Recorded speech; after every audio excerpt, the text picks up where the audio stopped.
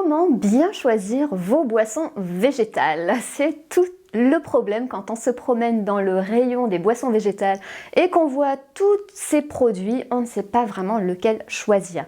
Dans cette vidéo, je vous donne les éléments pour bien choisir votre boisson végétale préférée. Mais avant cela, je vous invite à vous abonner à cette chaîne. Cliquez sur le bouton rouge ci-dessous s'abonner et bien sûr activez la petite cloche qui vous permettra de recevoir une notification à chaque nouvelle vidéo. Alors tout d'abord, pourquoi est-il préférable de consommer une boisson végétale plutôt que du lait de vache? On n'a pas forcément toujours intérêt à remplacer le lait de vache par une boisson végétale. C'est intéressant bien sûr si vous présentez une forme d'intolérance au lactose. Le lactose, c'est le sucre du lait. Et quand on avance en âge, souvent quand on arrive à l'âge adulte, eh bien on n'a plus beaucoup de lactase. La lactase, c'est l'enzyme qui permet de bien digérer le lactose et du coup, eh bien, cette intolérance au lactose, elle va se manifester par des troubles digestifs, des lourdeurs d'estomac, un peu de diarrhée, des choses comme ça. Donc là, ça peut être effectivement une intolérance au lactose et bien sûr, dans ce cas-là, on va remplacer le lait de vache par un substitut végétal. Le lait de vache, vous allez bien sûr le supprimer si vous présentez une allergie aux protéines de lait de vache. Et puis, dans quel autre cas ça peut être intéressant de remplacer le lait de vache par une boisson végétale? Eh bien, c'est si vous avez déjà une consommation de produits laitiers qui est suffisante. Moi, c'était mon cas. Je mangeais beaucoup de produits laitiers. J'ai été élevée au fromage, au yaourt et au lait. Et en fait, c'est vrai que je me suis rendu compte que j'en consommais beaucoup trop. Donc, les boissons végétales m'ont aidée à réduire en fait cette consommation de produits laitiers. Et pourquoi je voulais réduire cette consommation de produits laitiers? Bien, tout d'abord pour réduire ma consommation de protéines animales et puis aussi parce que les produits laitiers stimulent la sécrétion d'insuline et vous savez que dans le cadre d'une alimentation à index glycémique bas, ce qu'on recherche, c'est limiter justement les sécrétions d'insuline. Donc, je ne vous dis pas de supprimer complètement les produits laitiers si vous suivez une alimentation à index glycémique bas, mais quand même de vous poser la question, est-ce que je consomme pas trop de produits laitiers? Voilà, donc je vous laisse un petit peu avec cette réflexion et en attendant, je vais vous aider à bien choisir donc votre lait végétal. Alors, avant de passer à ce comparatif, je tiens à préciser que on ne peut pas retrouver un substitut idéal au lait de vache. Ne cherchez pas une boisson végétale qui soit vraiment la réplique parfaite du lait de vache au niveau des valeurs nutritionnelles parce que ça n'existe pas.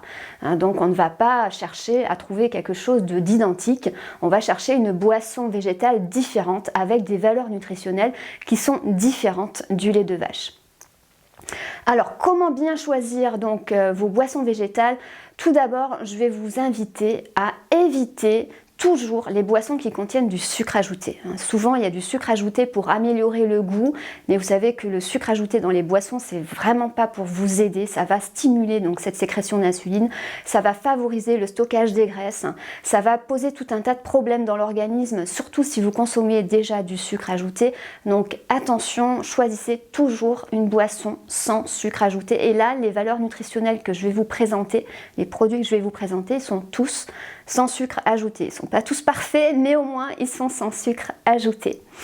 Alors d'abord, la première boisson végétale que je vais vous présenter, c'est les boissons au soja, les jus de soja, lait de soja, peu importe, c'est vrai que le lait c'est plutôt pour le lait de vache, donc on va plutôt parler de jus de soja, mais bon, le tout c'est qu'on se comprenne. Donc le jus de soja, eh bien en fait, dans la liste des ingrédients, ce que vous devez trouver uniquement, c'est le Tonu. Le Tonu, c'est le jus de soja et c'est composé d'eau et de fèves de soja. Donc là, ce qui est intéressant, c'est de choisir un produit qui est quand même assez riche en protéines. Regardez donc dans ce tableau, là ce produit que j'ai sélectionné, je ne vais pas vous donner la marque parce que l'idée c'est pas de faire de la publicité dans cette vidéo, mais vous avez presque 4 grammes de protéines pour 100 ml de lait de soja, donc c'est vraiment intéressant.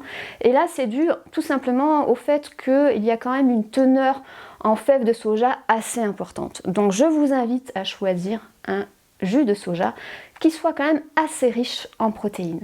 Au niveau des autres valeurs nutritionnelles, vous verrez que la teneur en calcium, elle dépend en fait de l'enrichissement en calcium du jus de soja. Et en général, l'enrichissement, il se fait grâce à une algue marine qui s'appelle le Lithothamium calcareum.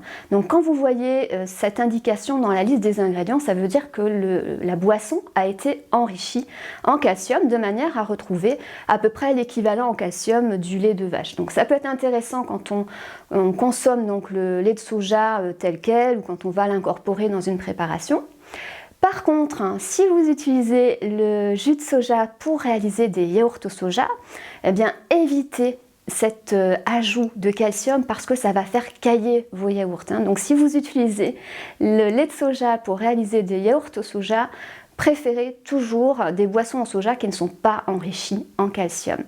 Donc le lait de soja, vous voyez que finalement, ça peut être quand même un bon substitut. Donc après, bon, effectivement, il y a quand même des indications. Il y a des personnes qui ne doivent pas consommer de soja, mais quand il n'y a pas de contre-indication, ça peut être quand même un produit relativement intéressant, avec finalement très peu d'additifs en général, avec des produits qu'on trouve sans sucre ajouté, sans émulsifiant, sans épaississant. Donc ça peut être vraiment intéressant pour remplacer, pour substituer donc le lait de vache. On va retrouver aussi donc comme type de lait végétal les laits qui sont réalisés à partir d'oléagineux, le lait d'amande, le lait de noisette, le lait de coco. Donc là je vais vous présenter encore une composition d'un lait d'amande que j'ai sélectionné. Et en fait, vous voyez qu'on peut retrouver également une composition assez épurée, peu d'ingrédients, et moi c'est vraiment ce que je vous conseille. Quand vous choisissez une boisson végétale, vous devez toujours choisir un produit dont la liste des ingrédients est courte, avec le moins possible d'ajouts de sel, de sucre, d'arômes, d'émulsifiants, d'épaississants, avec l'amidon de riz, l'amidon de manioc, etc. Donc là, dans ce produit, on a un petit peu d'émulsifiants, les lécithines de tournesol, qui permettent en fait d'avoir un produit homogénéisé. Au niveau composition, vous voyez qu'au niveau protéines, on est quand même bien en dessous du lait de vache et bien en dessous du lait de soja. La teneur en lipides, elle est variable en fonction de la teneur en amandes et vous voyez que dans ce produit, au final, il y a très peu d'amandes et c'est ce qu'on reproche notamment aux boissons végétales, c'est que en fait, c'est surtout de l'eau avec des épaississants et des additifs et parfois du sucre et du sel qui sont ajoutés. On n'a pas forcément quelque chose de très intéressant. On pourrait penser qu'on a une teneur en amandes beaucoup plus importante, plus élevée, mais ce n'est pas le cas. Donc le lait d'amande, pourquoi pas si vous aimez ça, donc choisissez donc un produit qui ne contient pas de sucre ajouté et qui contient quand même une teneur en amande suffisante, quoi, quand même correcte, parce qu'il y a des produits qui contiennent moins de 3% d'amande. Alors vous pouvez aussi réaliser vous-même votre lait d'amande, c'est possible. Vous pouvez même réaliser un lait d'amande très simple avec juste en mélangeant de l'eau de source et un petit peu de purée d'amande que vous allez trouver en magasin bio et vous avez votre lait d'amande. Tout dépend de l'utilisation que vous allez en faire derrière. Pour cela, pour certaines préparations, ça peut être tout à fait correct. Comme troisième type de lait végétal, donc je vous ai dit on a le lait de soja, on a les laits plutôt à base d'oléagineux et puis on a aussi les boissons qui sont réalisées à partir de céréales, le lait d'avoine, le lait d'épeautre. Alors là on a une composition qui est différente avec une teneur en glucides qui est toujours plus élevée parce que bien sûr donc l'avoine ou l'épeautre vont apporter donc des glucides. Donc là on a une teneur en glucides quand même plus élevée de l'ordre de 5 voire même 10% et puis vous pouvez voir qu'au niveau protéines on n'a quasiment pas de protéines et un tout petit peu de lipides. Quant au calcium, ben, c'est toujours pareil, ça dépend si le produit a été enrichi ou pas. Si vous avez envie de réaliser vous-même votre lait d'avoine maison, ben vous verrez que c'est très simple à faire et je vous propose une recette sur mon blog passionnutrition.com. Donc allez voir dans la description de cette vidéo, je vous mets le lien direct vers cette recette.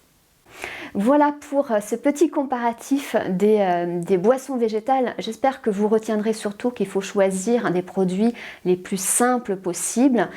Pas trop d'émulsifiants, si possible pas d'épaississant qui ne contient pas de sucre ajouté. Voilà pour cette vidéo, je vous invite à la liker, à la partager, à me poser vos questions en commentaire et quant à nous, on se retrouve la semaine prochaine pour une nouvelle vidéo.